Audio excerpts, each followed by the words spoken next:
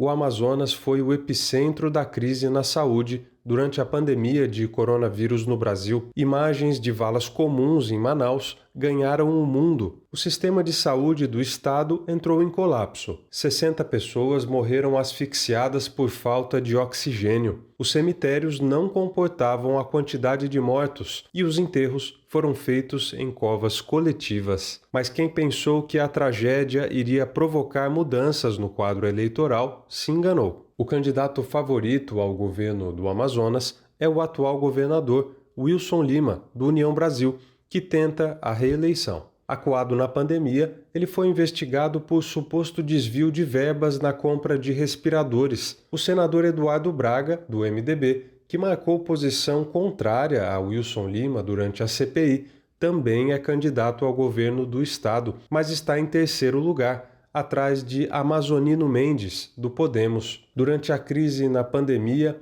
o prefeito de Manaus era Arthur Vigílio, do PSDB. Hoje, ele é o favorito na disputa pelo Senado, com 31% das intenções de voto. Logo atrás, com 24%, vem o senador Omar Aziz, que tenta a reeleição. Aziz presidiu a CPI da Covid e fez duras críticas à condução da crise pelos políticos do estado. Eu diria que a Covid, em Manaus, né, particularmente, não desempenhou um papel politicamente pedagógico, né, no sentido de mostrar à maioria dos cidadãos que votaram, né, no senhor presidente da República, que a atitude que ele tomou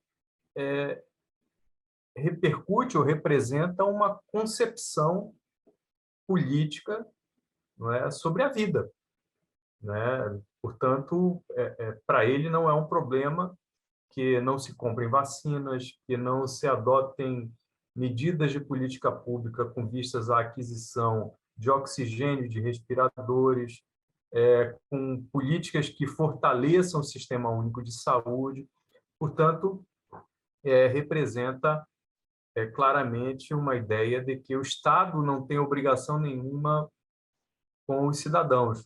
No Amazonas, o tema determinante é a economia. Os incentivos fiscais da Zona Franca de Manaus perderam força no governo Bolsonaro. A medida é considerada pelos empresários um duro golpe na principal política de incentivo à indústria. Por outro lado, a reconstrução da BR-319, importante rodovia que liga Manaus a Porto Velho e ao restante do país, mobiliza discursos a favor do governo federal. O asfaltamento da rodovia, que ainda não começou, foi uma bandeira do governo Bolsonaro, que aposta em continuar projetos de infraestrutura iniciados pela ditadura militar. O sociólogo Marcelo Seráfico observa que as eleições no Amazonas estão polarizadas entre candidaturas de direita ou extrema-direita. O que é certo é que nas capitais, a extrema-direita mantém, me parece, um poder expressivo, né? No interior,